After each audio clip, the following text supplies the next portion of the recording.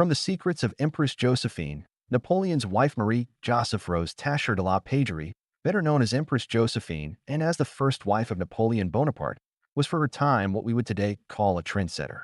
A passionate connoisseur and collector of clothes, an innovative horticulturist and botanist.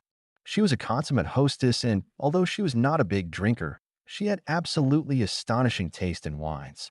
She stored real treasures in her cellar at Malmaison and intuited the wonderful potential of a wine that would only be appreciated at its true value a century later. In addition to the impressive pile of unpaid bills, an official inventory made shortly after her death in 1814 revealed the possession of over 13,000 bottles of wine from all corners of the world. A close look at her wine list reveals something extraordinary for the time. Almost half of the Empress's bottles and barrels came from Bordeaux vineyards. Most of them, little known in France at the time, will become top names in the world wine industry. The famous quartet of chateaux from the Médoc region, Latour, Lafite, Margaux, and Haut-Brion.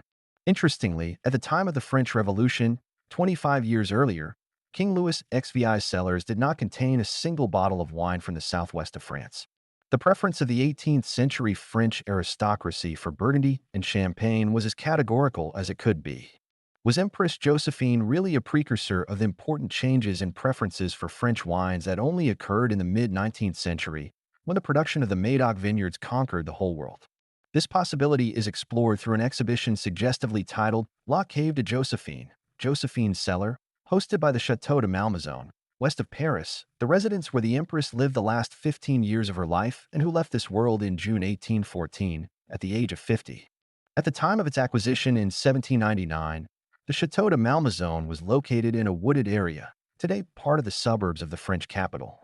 After their divorce in 1809, Napoleon gave the building and all its belongings to his ex-wife. Josephine also retained her title of Empress, and because she was a refined hostess, her soirees soon came to rival those of the imperial court.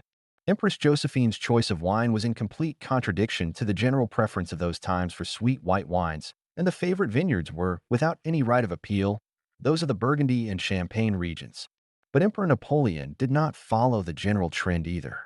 He consumed only Chambordin, a wonderful red wine from Burgundy. How is it possible then that the Empress's wine cellar was dominated by the illustrious, unknown red wine of Bordeaux?